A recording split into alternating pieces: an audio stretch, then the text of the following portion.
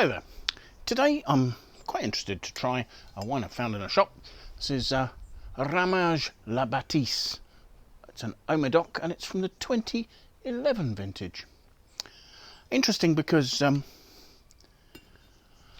vintage is somewhat underrated, but is actually quite mature now. Ramage La Batisse is an 85 hectare estate with about 61 hectares of vines near the village of Saint-Sauveur, which is inland from Pauillac in the Medoc, so very close to some of the greatest terroirs in the world for growing Cabernet Sauvignon with Merlot.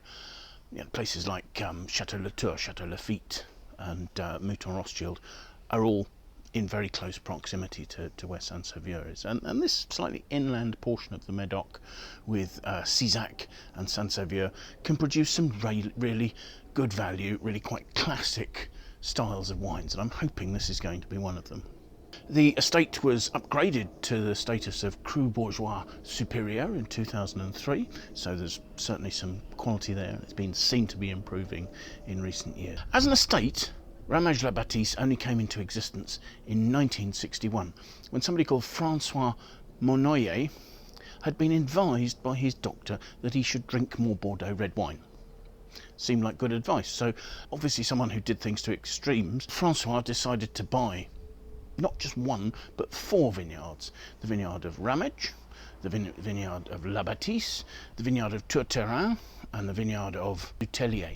And these 4 vineyards were all in a block in Saint-Sauveur, so he combined them to make the estate. And there was also an 18th century house there.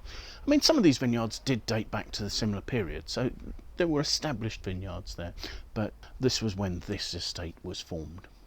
Today, and in fact since 1986, the estate has been owned by a French insurance company whose name is an acronym, MACIF, and they've invested in the vineyards and in the winery. They've employed Georges Pauly, who's a well-known wine consultant involved with the production of estates such as Grade-la-Rose, Liliane-la-Duisse, so a well-known wine producer to improve quality here.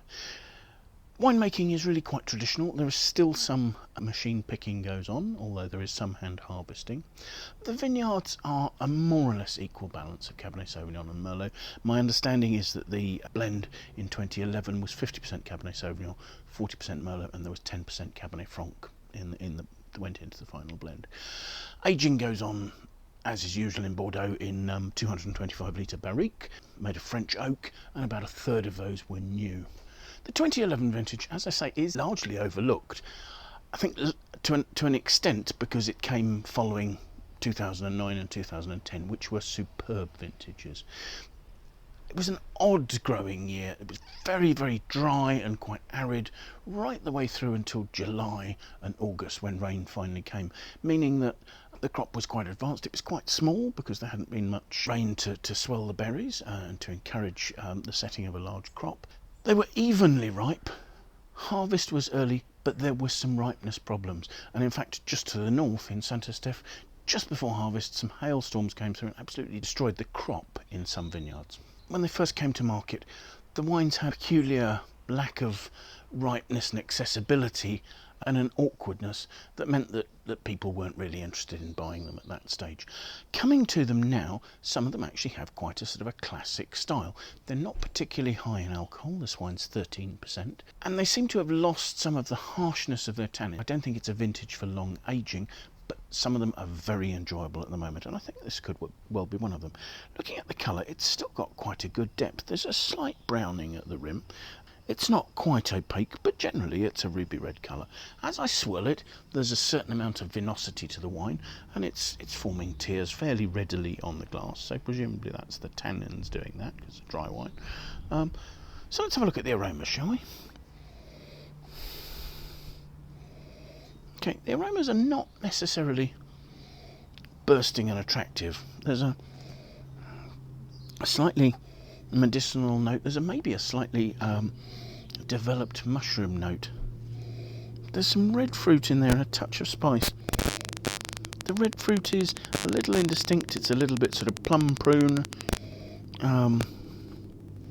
There's almost a little bit of licoricey concentration, perhaps.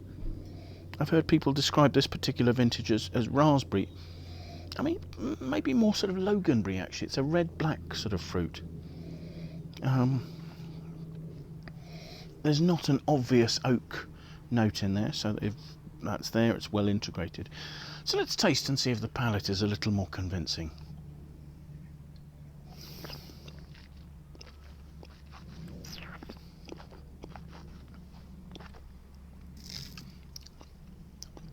Actually, that's delicious. It's got a lovely freshness. The alcohol isn't overwhelming the fruit at all. The fruit is of mid-weight, it's not particularly heavy. There's a fine tannin, but those tannins are actually now quite supple. There's a smoothness, a slightly chocolatey texture, maybe a slightly chocolatey flavour coming over that. There's almost a sort of a black cherry note behind. It's not quite got the sort of the classic cassis notes that I'd be looking for with a Cabernet Sauvignon dominant wine as this is. But at the same time, actually, the good acidity at the finish is making that black fruit quite a sort of a juicy black cherry note, and that's very attractive. There are the slightly developed notes of mushroom, but they're not overbearing. This is not a wine that's gone past its best. I would suggest that this wine will be very enjoyable as a mid-weight Bordeaux for not necessarily special occasion drinking, but for enjoyable drinking, you know, with a Sunday roast or something like that, in a very traditionally English sort of style there. The flavours are lasting really quite nicely. This is where the raspberry fruit is coming, right down the middle of my tongue there. And there are tiny notes of cedar and vanilla from the oak. They're well integrated, but they're certainly there. There's a little bit of, you know, slightly cinnamony spice. There's a fair amount of actually red plum fruit starting to come out. The red fruit is starting to show quite attractively. So yes, an attractive wine for drinking now, for maybe for the next couple of years. So that was Ramage La Batisse 2011. Thank you very much for watching. I hope you found the video interesting. If you have, please do leave your comments. We'd love to hear what you think. Do like and share the video.